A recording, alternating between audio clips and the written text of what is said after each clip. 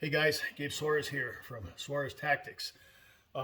It's cold out here, as you can tell. Yeah, it's about I don't know, upper 20s, low 30s, um,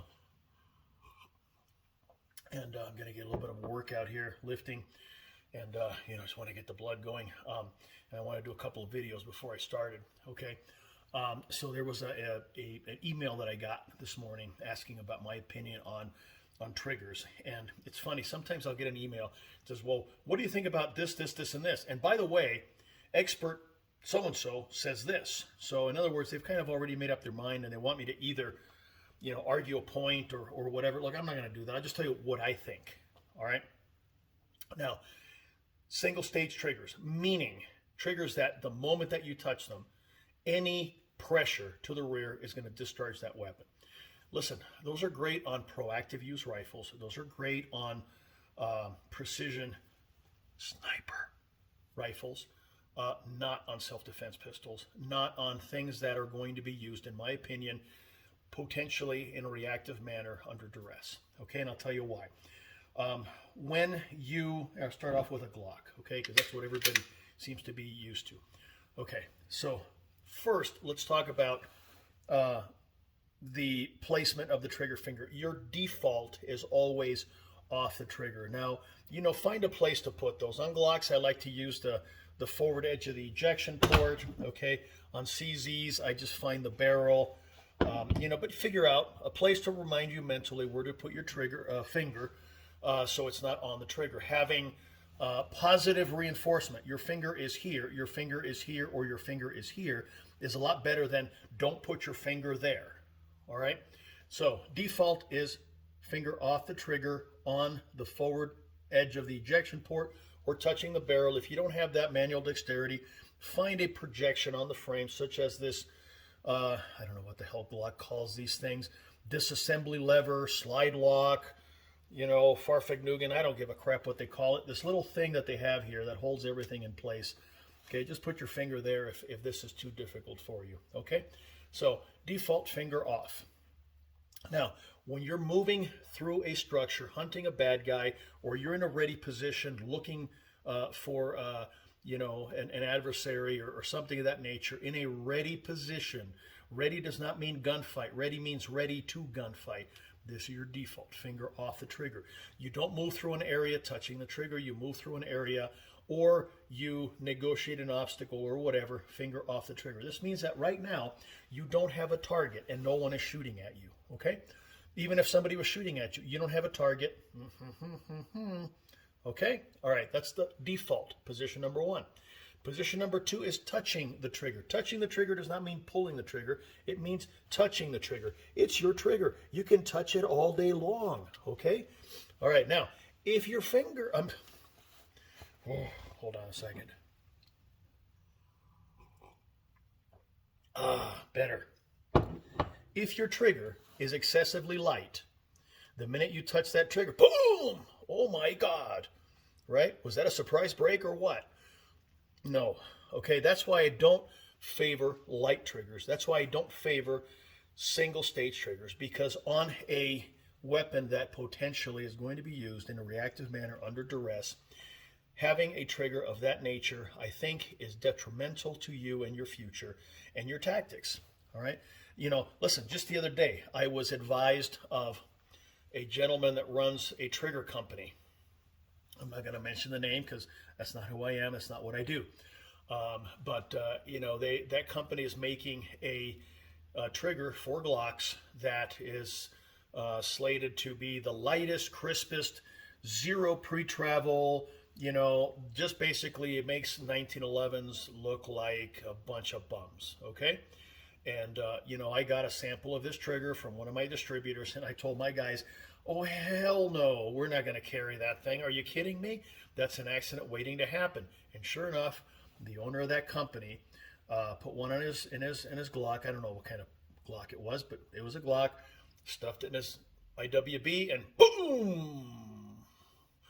Apparently survived, but not all of him survived. We'll leave it at that. Okay, no names shall be mentioned. So, no. All right, the trigger needs to have pre-travel because when you point at a bad guy, all right, your finger is touching that trigger. You don't point at a bad guy like this, you point at a bad guy like this. All right, now look, there's experts online that'll tell you that I'm totally wrong. I really don't give a shit what they say. All right, I did 15 years in law enforcement. I worked SWAT, gangs, night watch patrol, single man patrol. I was involved in a whole bunch of events. I got medals and commendations and all kinds of stuff. And I would have to really review my notes to give you an accurate number of how many bad guys, armed and suspected armed and everything else, that I pointed a gun at in the 15 years that I was there. Okay, and you know what? I never pointed at them like this. Okay, whether it was a Glock, MP5, shotgun, whatever, it was always like this. Okay, now how did I not manage to have an accidental shot? Well, number one, I'm not spastic. Okay, and number two, I didn't have triggers that would go off when I sneezed. They always had some sort of pre-travel.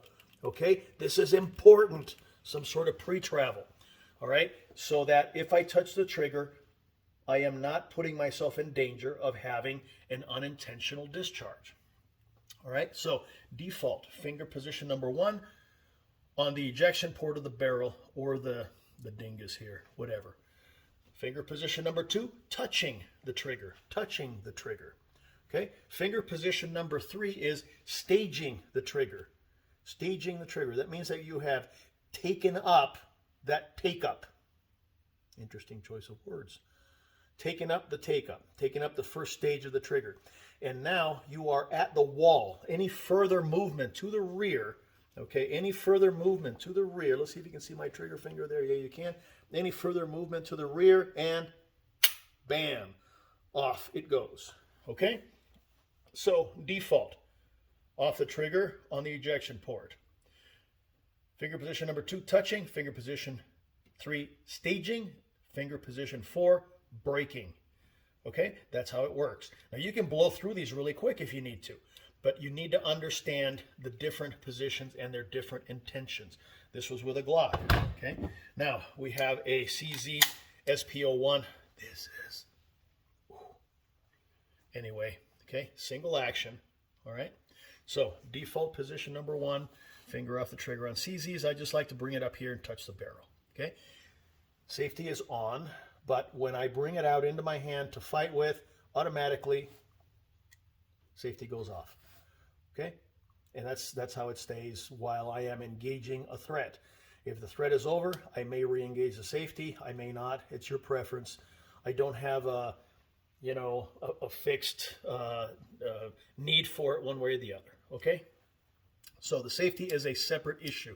We may address it at a separate video or not, but for now, so default finger on the ejection port.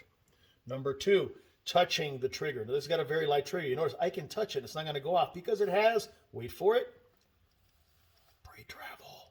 Okay, that's important. Okay, so I can touch it. I can stage it. Now it's staged. Okay, any further movement to the rear and off it goes. Okay, so default on the ejection port of the barrel. Number two, touching. Number three, staging. Number four, braking. Okay? All right. Now, last but not least, a double action pistol. All right. This is the SPO1. This is the PO1 Omega that I zeroed the other day at 10 yards. You know, it's like it's ridiculous. Okay. And what I'm carrying today. All right. We're not going to talk about the double action pull for the first shot because that's a whole different animal. We'll address that a little bit later, maybe in a separate video. Double action is not your enemy. It's actually an asset, and that's why I've chosen this line of pistols to be my go-to right now for 2022, 2023. Okay? All right, so we're going to talk about its single action issues. Okay? So default, finger off the trigger, touching the barrel. Number two, touching the trigger. Number three, staging the trigger. Now you notice this has a little bit more take-up. That is not a bad thing, okay? Don't let anybody tell you that it is. It's a good thing because there's a distinct difference between touching and taking it to the wall, okay? Once you get to the wall, it's the same. It's the same as the SPO1 and the same as the Glock.